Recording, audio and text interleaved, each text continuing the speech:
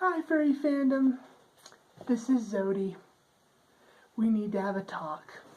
We have a lot of issues we gotta discuss, but hey, by the end of this we might be able to fix some of them.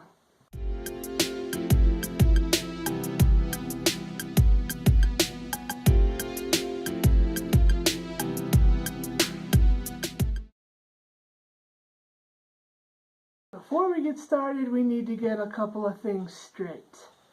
This isn't a drama or beware blog, because come on, we've got enough of those.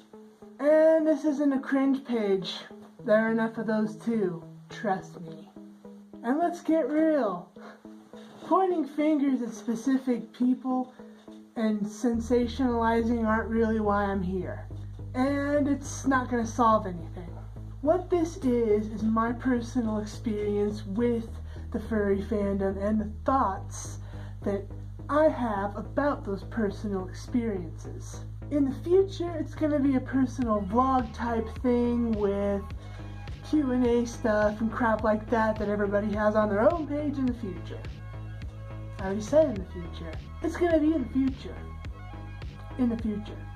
It's also going to be other random assorted stuff that I like, or crap that annoys me, or stuff that I find interesting, because this all can't be about, the stuff that's happened to me and all the crap that's been going on.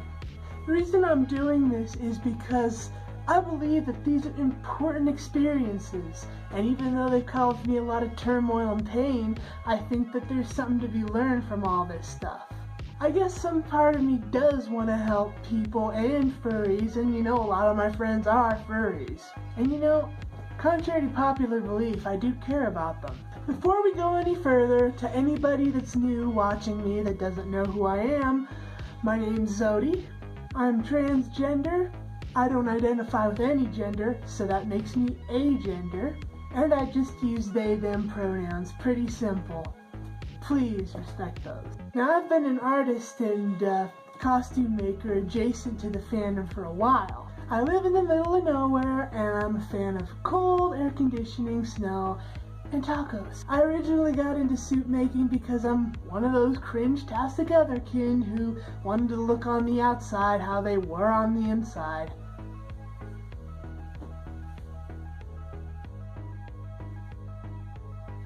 Yeah.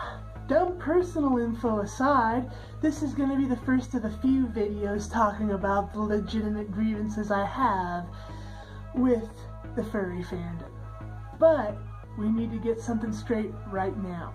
Right now. I'm not saying that all furries are bad, and I'm not saying that all furries are going to act like this. Now, these instances aren't 100% specific, because nobody wants to hear about what kind of burger I had at Furry Migration last year, or if I think Pepsi or Coke is better, or who my third grade teacher was. Nobody cares about this stuff. This is about the facts. And if we get everything into order and everything has a good foundation, then later, when I go into actual detail, things will make sense. And that's good, because we want to make sense. This is my personal experience. You can call me a dumb poopy pants loser if you want. You can agree, you can disagree. That's not really the point here. So, with that in mind, we'll start at the beginning. These dates are approximated, but everything from this point on is in chronological order. So this all started in the winter of 2012. It's a few years ago. Now, I just graduated with my associates in art, and lame. And I found out about Fur Affinity. Now, I wanted a place to sell commissions that were more specific to my subject matter, because I drew fantasy art, I drew dragons, all kinds of stuff like that. So I decided to go over to Fur Affinity, because I'd just heard about it. Now, I'd heard a lot of stuff about furries. I'd heard a lot of mean stuff. I'd heard a lot of weird stuff. But I decided to give them a chance because I noticed that, I don't really know many furries. So maybe if I get to know a couple of them, maybe they'll be cool. Who knows? Anyway, now after a while, I really found like I felt my niche. And that was good, because after the problems I'd had on DeviantArt, that was the last site I'd been on, you know, with stealing my art and all that crap. It was refreshing to have a group of people that were legitimately interested in the stuff I wanted to sell. I actually made some really good friends about this time that I'm actually still friends with, which is great. Now, by the end of 2012, I started to have some problems with people asking for free art. I had spammers, I had, you know, all kinds of stuff. But you know, I was used to this because, again, I was on the internet on DeviantArt, so I was used to this. I figured it came with the territory with being an artist. But I was encouraged by the following I was getting, and that was important for me. Unfortunately, by spring of next year, I started to have some issues. Now, it started small with people that wanted to sexually RP when I wasn't interested. I started getting some death threats because I didn't want to do free art or requests. Although this was happening, I was interested in getting more involved in the fandom and making more friends. Now, I started to think about the possibility of going to con with one of my really good friends, who I'm still really good friends with now, which is awesome. But later that year, I started to have some major issues. Really bad. I got death threats all the time, and they became a lot more numerous. I got transphobic messages, which made no sense to me because the fandom has historically been, you know, it's had a reputation for being LGBT friendly, so that kind of confused me. I kind of didn't get that, so I was kind of, you know, what is this? When that started happening. And you know, around that time I kind of started feeling unsafe because that was kind of the same language people used with me in public, because where I live, not very LGBT friendly. Unfortunately, in the summer of 2014, one of my really good friends, they got bullied off the internet after getting sent death threats. And in the span of 2 weeks, by this Angel Dragon group, because her Sky Dragon character, who didn't really look like an Angel Dragon at all, had a muzzle ring or whatever. They had a muzzle ring. And so they got a professional involved, because I guess in other places other than the United States, they kind of take death threats pretty seriously. So the last messages I have from her are actually not good.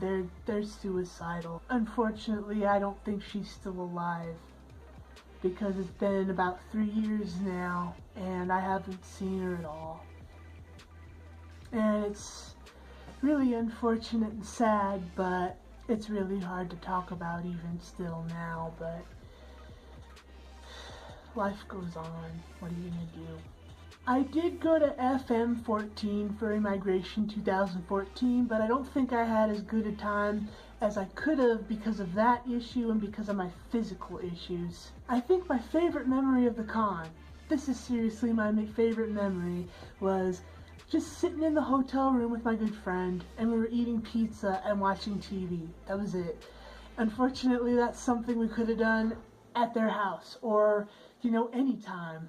Now, shortly after I got back from FM14, I was dealing with somebody that had been harassing me over not being interested in running a Kiribon on my FA page. For those of you who don't know what a Kiribon is, it's when you reach a certain number of page views and you do something special for whoever catches the screening of that page. Well, I told them I wasn't interested. So instead of taking that and saying, you know, okay, that's cool, they decided to harass me for a couple of months, and in October they decided to come to my house. Well, fortunately for me, the cops got to them before I did, and the people that they were harassing, the other tenants in the apartment, figured this out and they called the cops.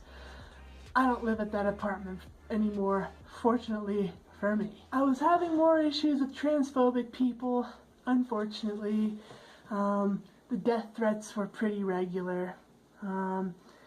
I kind of realized at this point that the fandom was kind of dangerous, and I decided to keep things a bit more professional and not really identify with the fandom at all. Previously, I wanted to get more involved, and I might have called myself a furry at this point, and I haven't really identified as a furry since. Now, things got better for a little while, but in winter of last year, I had issues with a friend's jealous boyfriend.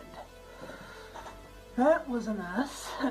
Now, despite all the times I said, I'm not interested in your boyfriend like that, we're platonic, we're just friends, they got angry, and they threatened to hurt me physically if I tried to hang out with their boyfriend, even though I'd said our relationship is completely platonic. It made no sense. Then things got worse later that year, because after a concerned friend made a GoFundMe page to help me get the surgery I eventually got October of this year because of a major health problem, people started untrue rumors about me being a scammer and told me I deserved to have the issues I was having because of the way I looked. I was told I deserved to suffer and die, which really isn't something you should say to someone without knowing their medical history, or being a doctor. Now we're fast forwarding to autumn of this year. I mentioned before that I eventually did get this surgery, but not without more issues, because I did have to open my own GoFundMe page, because in the US, might be different in other countries, medical treatment is really expensive, even with insurance, and it won't cover things like, cost of living, or fuel, or getting to and from appointments. It doesn't cover that. And let's face it, I've never been financially secure. I kept some of the more personal details, private, because the kind of surgery I got is really stigmatized, and it's kind of sickening because it helps a lot of people, including me now. I wanted to keep these personal details semi-private after what happened last year, but unfortunately things didn't go as planned again. Just last month I had people saying I was pre-registering for a con when I was actually pre-registering to get into surgery at the hospital. Hospitals do that. They pre-register all the time. People thought I was using the money that was going towards medical bills, co-pays, prescriptions, fuel, cost of living, and I was using that money to go to a convention. So instead of asking, they started a bunch of rumors again. They even thought I was hiding my face behind my suit because I was a scammer, and I didn't want to be found out. I'll go into more detail about this in a later video, but I never post selfies outside a suit for my own safety.